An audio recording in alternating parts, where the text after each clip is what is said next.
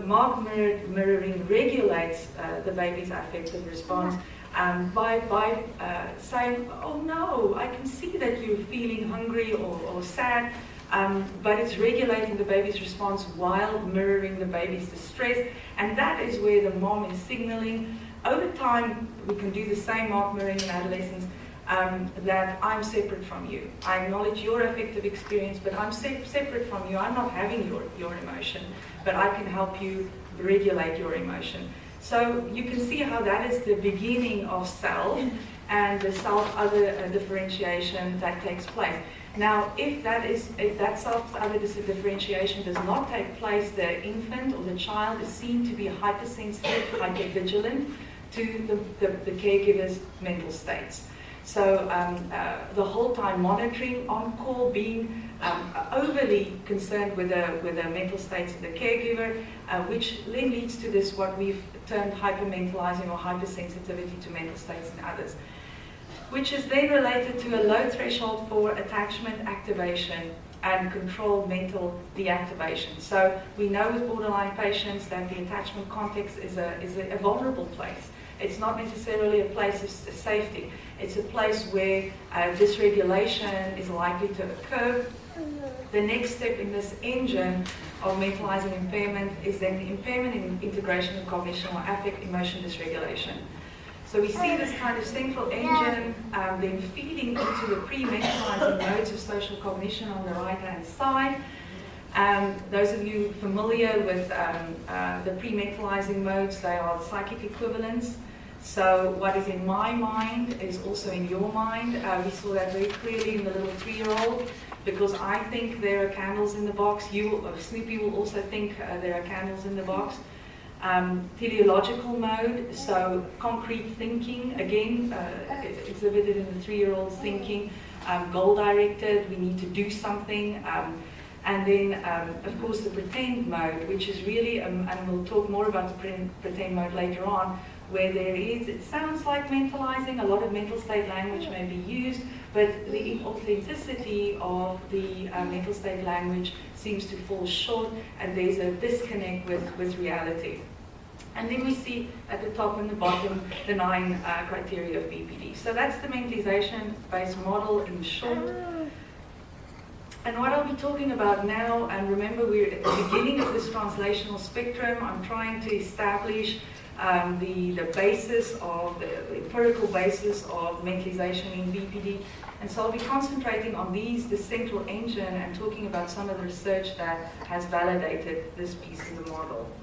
The first study I'm going to talk about is what was conducted at the Manning Clinic with inpatient adolescents there, 12 to 17-year-olds. We used a task which is called the Movie Assessment for Social Cognition, the MASC, that was developed by Isabel Zeyerbeck at the Max Planck Institute in Germany. And I'm going to let one of the clips in the task run, and watch carefully, because I'm going to test you at the end of it to see who's good mentalizers in the room. And given that so many of you know what mentalization is, I have very high expectations. Hello. Hi. Hey, you. Surprise? I thought this was where you live. So how are you? I'm fine. Take a look at you. You look terrific. New hairstyle? Yeah. Classy. Thank you. All right, so here you go. What is Sandra feeling? Her hair does not look that nice. She's pleased about his compliment. She's exasperated about Michael coming on too strong. She's flattered but somewhat taken by surprise. So who chooses, if you're brave enough to put up your hand, you can also abstain. Who chooses D? We've got good mentalizers in the room. The right answer is D. There's someone who got disappointed by what she was thinking. So A, her hair does not look that nice, has no mental state language in it. So we consider that no mentalizing. There's no mental state language, so an autistic person may be choosing that answer. She's pleased about his compliment. There's a mental state in there, but there was something else in there if we consider that clip very carefully. She looks slightly awkward, but somewhat pleased. So we call that under-mentalizing. There's something almost getting there to be correct, but it's not quite correct. So under-mentalizing. 3, she's exasperated about Michael coming on too strong. That's the hypermentalizing response. So if you think carefully about that, you might have sat in your chair if you were a woman and you've been in that situation, and you may have felt like Michael is coming on too strong.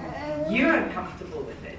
So you may be projecting your discomfort onto Sandra right there. But in Sandra's responses, we didn't really see any evidence of her being exasperated about Michael coming on too strong.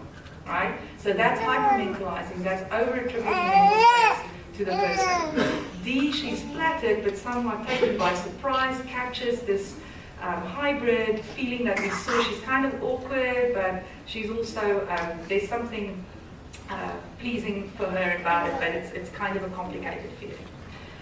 So we used this task, and what we found was when we present these options to kids with BPD, they choose the hypermentalizing response. Now, if the hypermentalizing response wasn't there, perhaps we would have seen no mentalizing or undermentalizing, but when the hypermentalizing response is there, they choose the hypermentalizing response. And there you can see just the correlations with the BPFSC. The BPFSC is the borderline personality disorder features scale that's been developed for children and adolescents.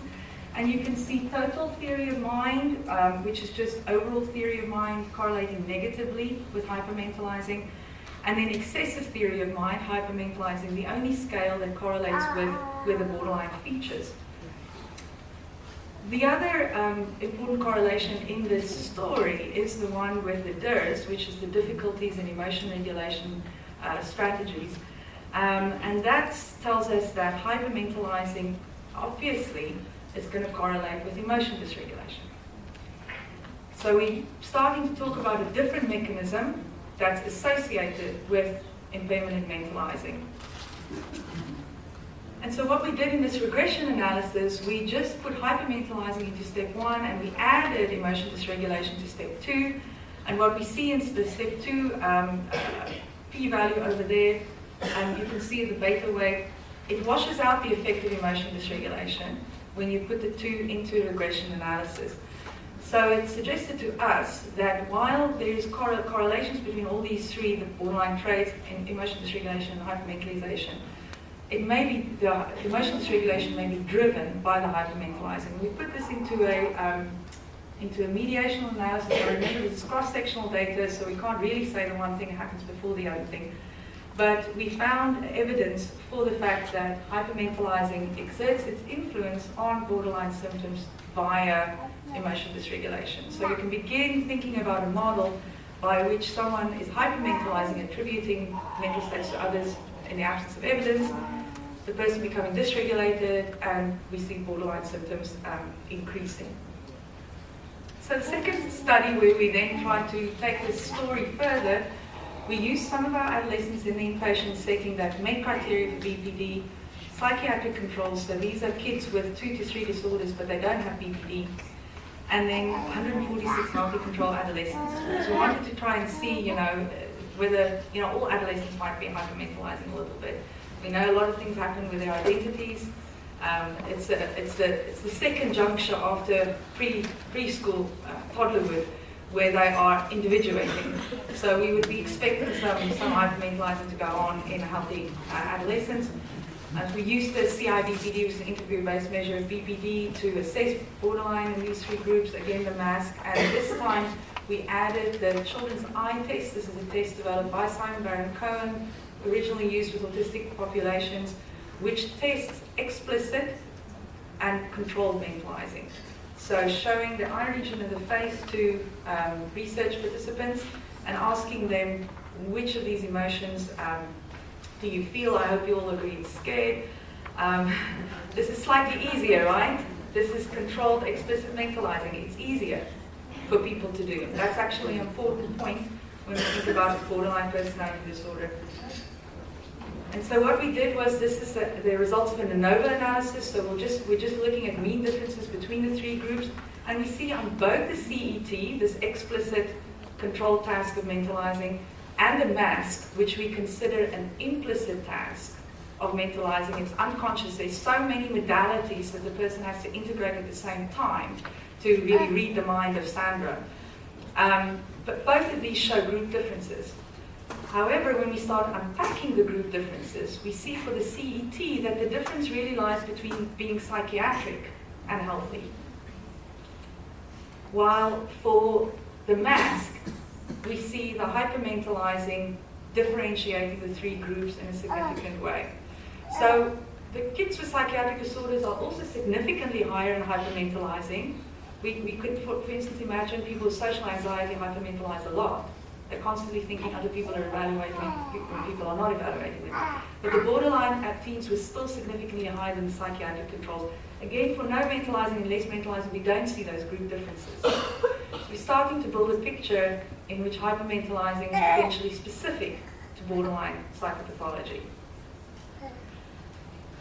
So the third study that I want to talk about is where we start thinking about the biological correlate. Remember, we're going through this translational spectrum of mentalizing.